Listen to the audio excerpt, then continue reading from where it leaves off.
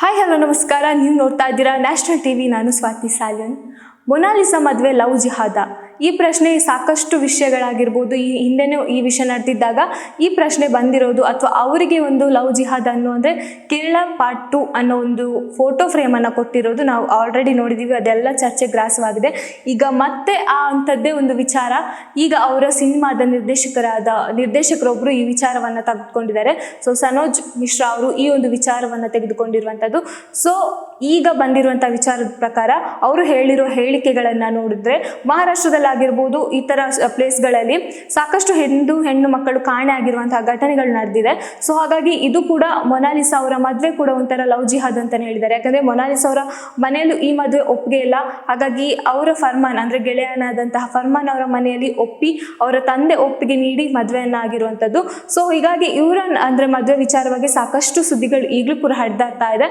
ಇನ್ನು ಅವರು ಕೆಲವೊಂದು ಪ್ರೆಸ್ ಮೀಟ್ಗಳಾಗಿರ್ಬೋದು, ಇಲ್ಲಿ ಅವರು ಹೇಳಿಕೊಂಡಿರುವ ರೀತಿ ನೋಡಿದ್ರೆ, ಫರ್ಮಾನ್ ಅವನು ಹೇಳಿರೋ ರೀತಿ ಅಂದರೆ, ನನಗೆ ಯಾವುದೇ ಧರ್ಮ ಆ ಥರ ಭೇದ ಭಾವ ಇಲ್ಲ, ನಾನು ಎಲ್ಲ ಧರ್ಮವನ್ನು ರೆಸ್ಪೆಕ್ಟ್ ಮಾಡ್ತೀನಿ, ನಾನೊಬ್ಬ ನಟನಾಗಿ ಎಲ್ಲ ಧರ್ಮಗಳನ್ನು ನಾನು ರೆಸ್ಪೆಕ್ಟ್ ಮಾಡೋದು ನನ್ನ ಧರ್ಮ ಅಂತ ಕೂಡ ಹೇಳಿದ್ದಾರೆ.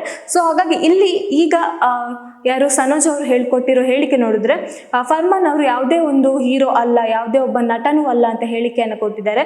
ಸೊ ಹಾಗಾಗಿ ಇದರಲ್ಲಿ ಯಾವುದು ನಿಜ ಯಾವುದು ಸುಳ್ಳು? ಹಾಗಾದರೆ ಮೊನಾಲಿಸಾ ಅವರ ಯಾವ ರೀತಿ ಅಂದರೆ ಯಾವ ಕಾರಣಕ್ಕೋಸ್ಕರ ಫರ್ಮಾನ್ ಜೊತೆ ಮದುವೆ ಆದರು? ಇವರೇ ಓಡೋಗೋದಕ್ಕೆ ಕಾರಣ ಮನೆಯಲ್ಲಿ ಒಪ್ಪದೇ ಇರೋದಕ್ಕೆ. ಬಟ್ ಈಗ ನಡೀತಿರುವಂಥ ವಿಷಯ ನೋಡಿದಾಗ ಇದನ್ನು ಲವ್ ಜಿಹಾದ್ ಅಂತ ಎಲ್ಲರೂ ಸಾಬೀತು ಮಾಡಕ್ಕೆ ಹೊರಟಿದ್ದಾರೆ.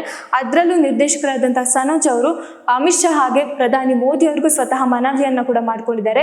ಈ ಒಂದು ಮದುವೆಯನ್ನು ನೀವು ಪ್ರಶ್ನೆ ಮಾಡಿ ಯಾಕೆ ಈ ಥರ ಆಯಿತು ಅನ್ನೋದನ್ನು. ಸೊ ಇಲ್ಲಿ ನಾವು ನಮ್ಮ ಕಣ್ಣಿಗೆ ಬೀಳ್ತಿರುವಂಥದ್ದು, ಇಲ್ಲಿ ಮುಸ್ಲಿಂ ಮತ್ತು ಹಿಂದೂ ಈ ಒಂದು ಮದುವೆ ಆಗಿರೋದಕ್ಕೆ ಲವ್ ಜಿಹಾದ್ ಅನ್ನೋ ಹೆಸರನ್ನು ಕೊಡ್ತಿದ್ದಾರೆ. ಸೊ ಅವರ ಇಷ್ಟದ ಪ್ರಕಾರ ಅವ್ರು ಮದುವೆ ಆದರೂ ಅಲ್ಲಿ ಧರ್ಮ ಬಂದಿಲ್ಲ, ಅಥವಾ ಪ್ರೀತಿಗೆ ಯಾವುದೇ ಒಂದು ಧರ್ಮ ಇಲ್ಲ ಅಂತ ಹೇಳ್ತಾರೆ. ಆದರೆ ಕೂಡ ಅವರು ಹೇಳಿರುವಂಥ ಹೇಳಿಕೆ ನೋಡಿದ್ರೆ, ಮಹಾರಾಷ್ಟ್ರದಲ್ಲಿ ಸಾಕಷ್ಟು ಹೆಣ್ಣು ಮಕ್ಕಳು ಕಾಣೆಯಾಗಿದ್ದಾರೆ. ಸೊ ಕುಂಭಮೇಳದಲ್ಲಿ ಆಕೆಯೊಬ್ಬಳು ಒಂದು ವಿಡಿಯೋ ಮಾಡಿಕೊಂಡು, ಅಥವಾ ಯಾರೋ ಒಬ್ಬರ ವಿಡಿಯೋದ ಕಣ್ಣಿಗೆ ಬಿದ್ದಿರುವಂತಹ ಆಕೆ ಹುಡುಗಿ ಫೇಮಸ್ ಆದ್ಲು, ಅವಳ ಕಣ್ಣಿನಿಂದ ಫೇಮಸ್ ಆದ್ಲು. ಆಮೇಲೆ ಆ್ಯಡ್ ಶೂಟ್ಗಳಾಗಿರ್ಬೋದು, ಸಿನಿಮಾ ಆಗಿರ್ಬೋದು, ಶಾರ್ಟ್ಸ್ ಫಿಲ್ಮ್ಗಳಾಗಿರ್ಬೋದು, ಇದರಲ್ಲೆಲ್ಲ ಮೊನಾಲಿಸಾ ಅವರು ಭಾಗವಹಿಸಿದ್ದಾರೆ. ಬಟ್ ಈಗ ಅವರ ಸಿನಿಮಾದ ನಿರ್ದೇಶಕರಾದಂಥ ಸನೋಜ್ ಅವರು ಈ ಒಂದು ಹೇಳಿಕೆ ಕೊಟ್ಟಿರೋದು ಎಲ್ಲೆಡೆ ಚರ್ಚೆಗೆ ಗ್ರಾಸವಾಗಿರುವಂಥದ್ದು.